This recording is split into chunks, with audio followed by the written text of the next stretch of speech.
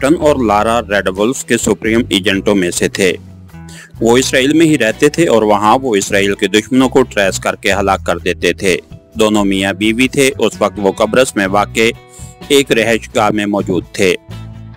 इस तरह कैसे काम चलेगा मार्टन, इन लोगों का कोई कुलियो ही नहीं मिल रहा, लारा ने कहा। एक इत्ला मिली है जिसने मुझे हैरान कर दिया है, मैं उसे कन्फर्म करने की कोशिश में हूँ, मार्टन ने कहा तो लारा बेख्तियार चौंक पड़ी। कौन सी इत्ला, मुझे क्यों नहीं बताया था, लारा ने कदरे गौसीले लहजे में कहा। इत्ला जब तक कन्फर्म ना हो जाए सुपरबॉस के नोटिस में कैसे लाई जा सकती है, मार्टन ने मुस्कुराते हुए कहा तो लारा बेइख्तियार हंस पड़ी। बातें बनाना तो कोई तुमसे सीखे, बहरहाल बताओ क्या इत्ला है, लारा ने कहा। हमारा एक आदमी यहाँ क्लब में मौजूद था कि उसने कर्नल हार्ग की फोन सेक्रेटरी मारिया को वहाँ देखा। उसके साथ दो मर्द थे, एक को वो पहचानता था, वो सान का बिजनेसमैन वेलिस था जो अक्सर यरूशलेम आता जाता रहता था, और मारिया भी कई बार वेलिस से इस क्लब में मुलाकात कर चुकी है। दूसरा मर्द अजनबी था, मार्टन ने मुसलसल बोलते हुए कहा। इसमें इत्ला वाली कौन सी बात है, मारिया अगर किसी बिजनेसमैन से मिलती है तो उसमें क्या हर्ज है, लारा ने मुंह बनाते हुए कहा। अभी आगे तो सुनो, असल बात आगे है, मार्टन ने कहा। बोलो, लारा ने कहा। पहले तो वो तीनों लॉबी में बैठे शराब पीते रहे और बातें करते रहे। फिर वेलिस उठकर काउंटर पर गया और उसने वहां एक स्पेशल रूम बुक कराया, और फिर ये तीनों 1 घंटे तक वहां रहे, फिर बाहर चले गए, मार्टन ने कहा। हाँ, ये बात वाकई मशकूक है, लेकिन अब कैसे उसे कन्फर्म करोगे, लारा ने कहा। असल बात यह है कि वो कर्नल हार्ग की फोन सेक्रेटरी है, इसलिए हम उस पर बराह रास्त हाथ नहीं डाल सकते, क्योंकि अगर कोई जुर्म साबित न हो सका तो कर्नल हार्ग ने हमारा हशर कर देना है, मार्टन ने कहा। तो फिर सुपर चीफ को इस इत्तला के बारे में बताओ, वो खुद ही कन्फर्म कर लेगा, लारा ने कहा। नहीं, जिस अंदाज में पूछ-गुछ हम करेंगे वो नहीं कर सकते, बहरहाल पहले मामलात कन्फर्म हो जाएं फिर देखेंगे, मार्टन ने कहा। उसी लम्हे फोन की घंटी बाज उठी तो मार्टन ने हाथ बढ़ाकर रिसीवर उठा लिया। यस, मार्टन बोल रहा हूँ, मार्टन ने कहा। कालाग बोल रहा हूँ बॉस, दूसरी तरफ से कदरे मुअद्दबाना लहजे में कहा गया। यस, क्या रिपोर्ट है, मार्टन ने कहा। मैंने इसराइल बैंक से कन्फर्म कर लिया है, बल्कि वहां से मारिया की बैंक बैलेंस शीट की कॉपी भी हासिल कर ली है। उसके मुताबिक मैडम मारिया के अकाउंट में कल शाम इकट्ठे $2 लाख कैश जमा कराए गए हैं, जबकि उससे पहले सिर्फ उनकी तनख्वाह और अलाउंसेस जमा होते रहे थे। अलबत्ता कभी कभी कोई मामूली सी रकम भी जमा हो जाती जो काबिल जिक्र नहीं है, लेकिन $2 लाख बहुत बड़ी रकम है। इसका साफ मतलब है कि मैडम मारिया ने वेलिस और उस अजनबी से कोई बड़ा सौदा किया है, कालाग ने तफसील से जवाब देते हुए कहा। तुम्हारा अंदाजा दुरुस्त है, ये वाकई मशकूक मामला है, मुझे ये दस्तावेज पहुंचाओ ताकि हम आगे की कार्रवाई कर सकें। बल्कि मैं और लारा इसराइल में अपनी रिहाइशगाह पर पहुंच रहे हैं, तुम वहीं आ जाओ, मार्टन ने कहा। यस सर, कालाग ने जवाब दिया तो मार्टन ने क्रेडल दबाया और ट्यून आने पर उसने तेजी से नंबर प्रेस करने शुरू कर दिए। बिल आखिर में उसने लाउडर का बटन भी प्रेस कर दिया ताकि साथ बैठी लारा भी कॉल सुन सके। दूसरी तरफ घंटी बजने की आवाज सुनाई देती रही, फिर रिसीवर उठा लिया गया। कर्नल हार्ग बोल रहा हूँ, दूसरी तरफ से कर्नल हार्ग की आवाज सुनाई दी। मार्टन बोल रहा हूँ सुपर चीफ, मार्टन ने कहा। कोई खास बात जो तुमने मेरे डायरेक्ट नंबर पर कॉल किया है, कर्नल हार्ग ने कहा। आपकी फोन सेक्रेटरी के मुतालिक आपसे हदायत लेनी थी, इसलिए मैंने डायरेक्ट फोन किया है, मार्टन ने कहा। क्या कह रहे हो, किस फोन सेक्रेटरी की बात कर रहे हो, कर्नल हार्ग ने तेज लहजे में कहा। मारिया के बारे में बात कर रहा हूँ, मार्टन ने कहा, लेकिन इस वक्त तो दूसरी फोन सेक्रेटरी है, मारिया सुबह से दोपहर तक होती है और ये दोपहर से रात गए तक, कर्नल हार्ग ने कहा। मुझे तो इस बारे में इल्म न था, मार्टन ने माजरत खाना लहजे में कहा। अच्छा चलो बताओ क्या मारिया ने क्या किया है, कर्नल हार्ग ने कहा। तो मार्टन ने तफसील से सब बातें बता दी। $2 लाख एक साथ मारिया के अकाउंट में जमा हुए हैं। ये कैसे हो सकता है? अलबत्ता ये तो मेरे पास रिपोर्ट है कि वो क्लब में मशीनी जुआ खेलने का शौक रखती है, लेकिन गेम जुए में बहुत कम रकम लगाई जाती है, कर्नल हार्ग ने कहा। इस बारे में तफसील तो मैडम मारिया ही बताएंगी, मार्टन ने कहा। तुम मुझसे क्या चाहते हो? कर्नल हार्ग ने कहा। सिर्फ मैडम मारिया से पूछताछ करने के लिए आपकी इजाजत चाहिए, मार्टन ने कहा। ठीक है, उससे जरूरी पूछताछ कर लो, लेकिन कोई गैर कानूनी बात नहीं होनी चाहिए, कर्नल हार्ग ने कहा। यस सर, ऐसा ही होगा, मार्टन ने कहा। तो दूसरी तरफ से ओके कहकर राब्ता खत्म हो गया तो मार्टन ने रिसीवर रखने की बजाय क्रेडल दबाया और फिर ट्यून आने पर नंबर प्रेस करने शुरू कर दिए। यस बॉस, कालाग बोल रहा हूँ। राब्ता होने पर कालाग की आवाज सुनाई दी। मारिया को बेहोश करके पॉइंट 3 पर पहुंचा दो, हम वहीं पहुंच रहे हैं, मार्टन ने कहा। आपके हुक्म की तामील होगी, कालाग ने जवाब देते हुए कहा। उस मारिया की रिहाइशगाह का इल्म है तुम्हें? मार्टन ने पूछा। वो चीफ कॉलोनी में रहती है, कालाग ने जवाब देते हुए कहा। ओके, तुम अपने साथियों को साथ ले जाओ और मारिया को बेहोश करके खामोशी से पॉइंट पर पहुंचा दो, वहां उससे तफसीली बात होगी। हम चार्टर्ड तैयारे से वहां पहुंच रहे हैं, मार्टन ने कहा। यस बॉस, हुक्म की तामील होगी, कालाग ने कहा। सारा काम खामोशी से होना चाहिए, मार्टन ने कहा। ऐसा ही होगा, कालाग ने जवाब देते हुए कहा। ओके, मार्टन ने कहा और रिसीवर रख दिया।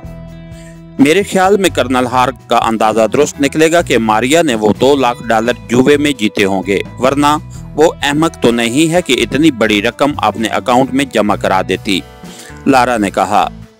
सब कुछ मालूम हो जाएगा, मार्टन ने कहा तो लारा ने इस बात में सर हिला दिया। फिर तकरीबन 2 घंटे बाद फोन की घंटी बज उठी तो मार्टन ने रिसीवर उठा लिया। यस, मार्टन ने कहा। कालाग बोल रहा हूँ बॉस, दूसरी तरफ से कालाग की आवाज सुनाई दी। क्या हुआ? मार्टन ने पूछा। हुक्म की तामील कर दी गई है, मारिया बेहोशी के आलम में पॉइंट 3 पर पहुंचा दी गई है। राल्फ ने उसे वसूल कर लिया है, कालाग ने कहा। तफसील बताओ, किस तरह उस पर हाथ डाला है तुमने? मार्टन ने कहा। तफसील ज्यादा नहीं, मुझे उसकी रिहाइशगाह का इल्म था। मैं अपने साथियों समेत वहां पहुंचा। सिक्योरिटी गार्ड हमारे बेल देने पर बाहर आया तो मैंने उसे वापस धकेला और उसकी गर्दन तोड़कर उसकी लाश एक तरफ कर दी। फिर मैंने अपने साथियों को सांस रोकने का इशारा किया और कोठी के अंदर बेहोश कर देने वाली गैस फायर कर दी। फिर हम अपनी कारें अंदर ले गए। मारिया की कार वहां मौजूद थी।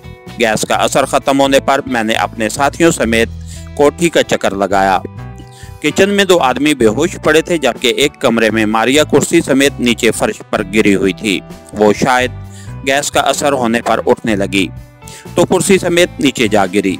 मैंने वहां की भरपूर तरीके से तलाशी ली, लेकिन इस मामले की निस्बत कोई चीज सामने ना आई तो हम मारिया को कार में डालकर कोठी से बाहर ले आए और फिर हम सीधे पॉइंट 3 पहुंच गए। मारिया को राल्फ के हवाले करके अब मैं आपको फोन कर रहा हूं, कालाग ने तफसील से बात करते हुए कहा। ठीक है, अब तुम अपने साथियों समेत वापस आ सकते हो, मार्टन ने कहा और रिसीवर रख दिया। आओ लारा, अब हम चार्टर्ड तैयारे के जरिए इसराइल पहुंच जाते हैं, मार्टन ने लारा से मुखातिब होकर कहा। क्या तुम सिर्फ पूछ-पूछ करके उसे छोड़ दोगे या? लारा ने उठते हुए कहा।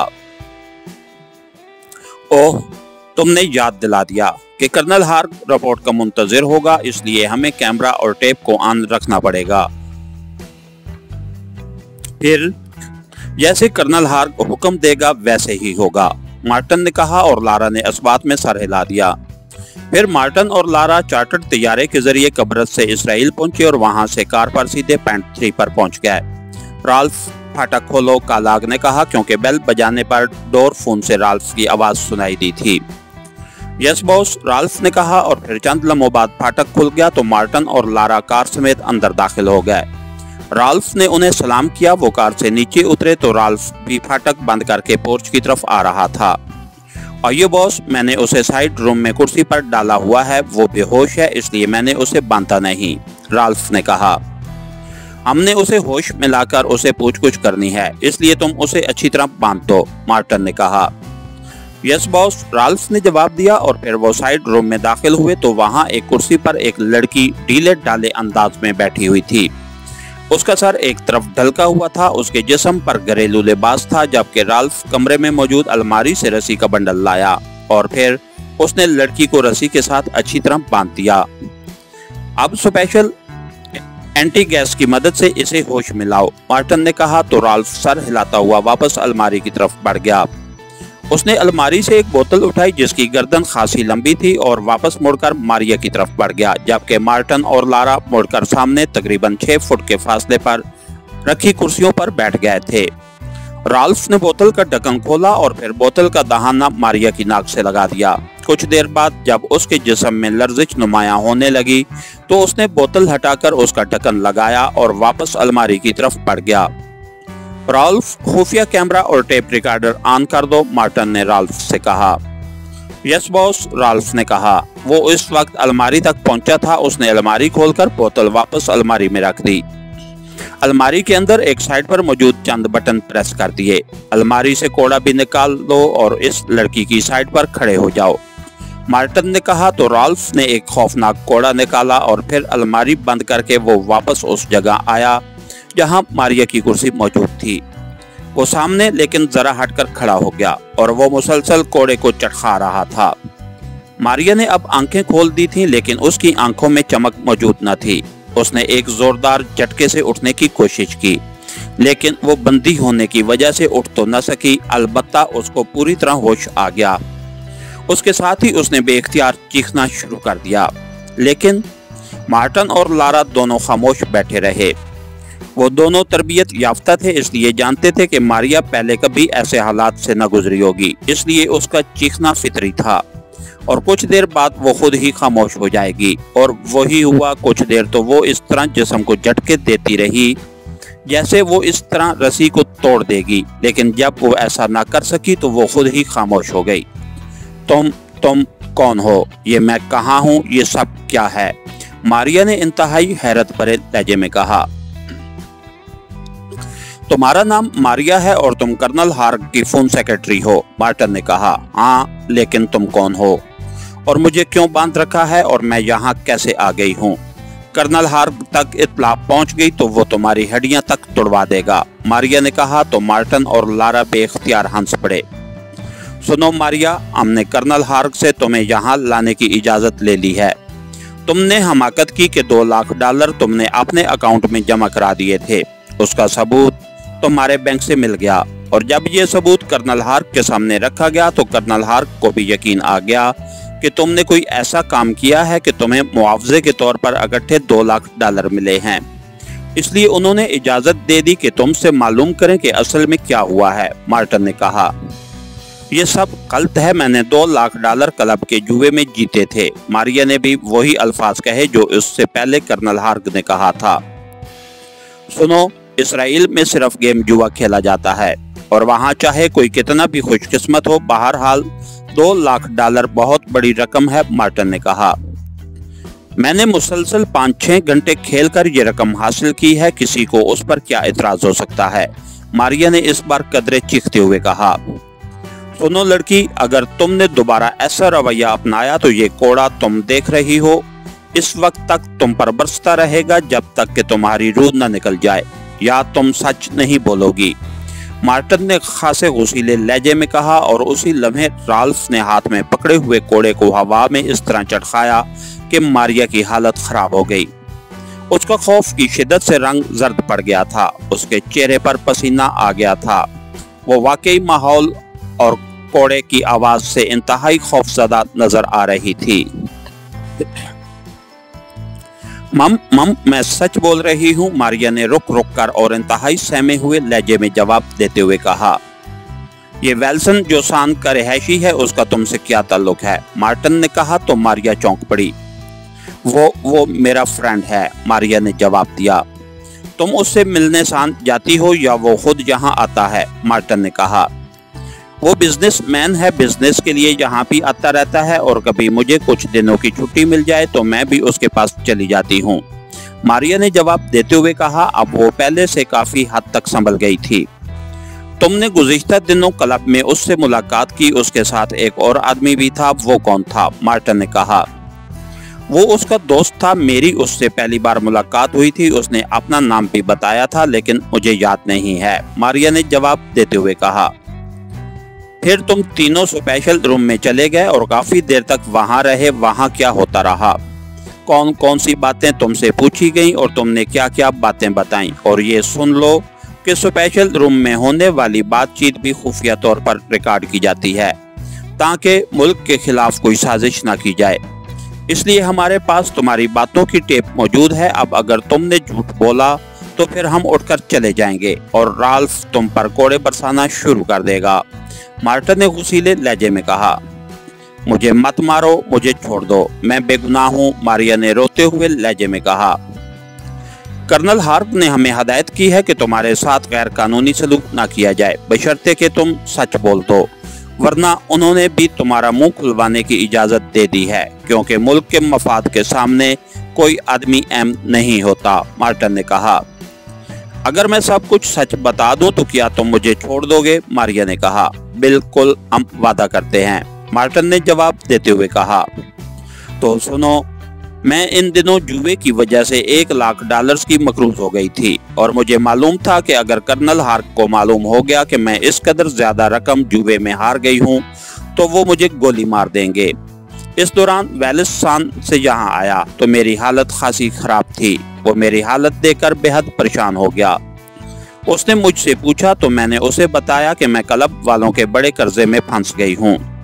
मैंने अमीर बनने के लिए क्लब से कर्जा लेकर बड़ी गेम खेली, लेकिन मैं हार गई। उसने मुझे तसल्ली दी और कहा कि इसका एक दोस्त है जिसका नाम जिराल्ड है, वो मालूमात की खरीदो फरोख्त करता है। तुम अपने ऑफिस के बारे में मामूली सी मालूमात उसे देना, वो तुम्हें उसके एवज $1,00,000 आसानी से दे सकता है। मैं चूंकि बेहद परेशान थी इसलिए मान गई। फिर वेलिस ने उसे शांत से बुलवाया और हम क्लब के स्पेशल रूम में गए।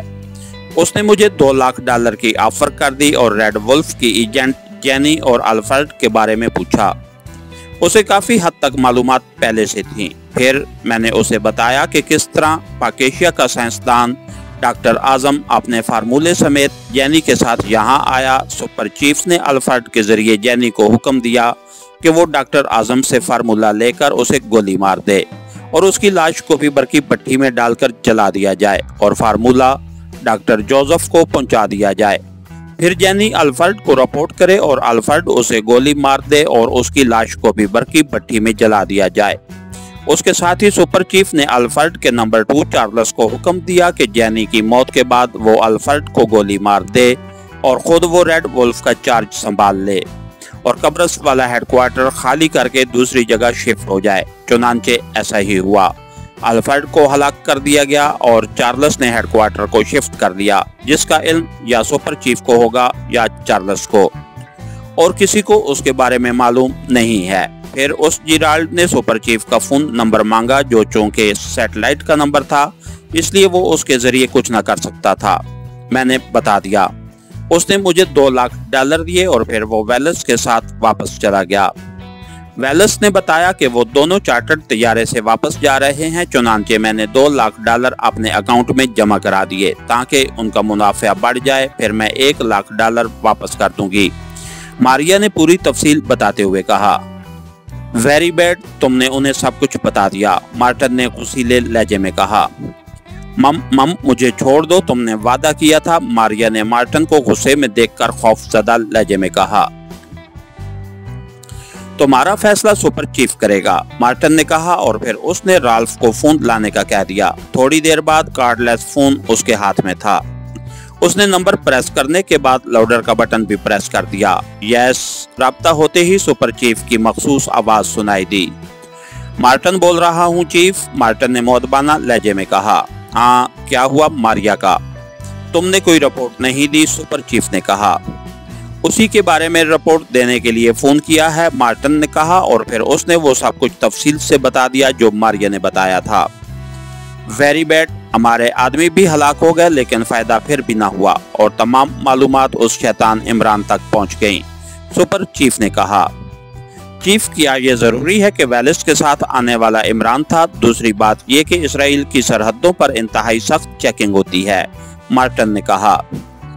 मुझे उस शैतान के बारे में बहुत कुछ मालूम है, वो ऐसे ही रास्ते निकाल लेता है और अब तुम देखो कि हम में से कौन सोच सकता है कि वो मारिया तक पहुंचकर मालूमात हासिल कर लेगा, लेकिन वो हमारे सामने यहाँ पहुंचकर मालूमात ले उड़ा।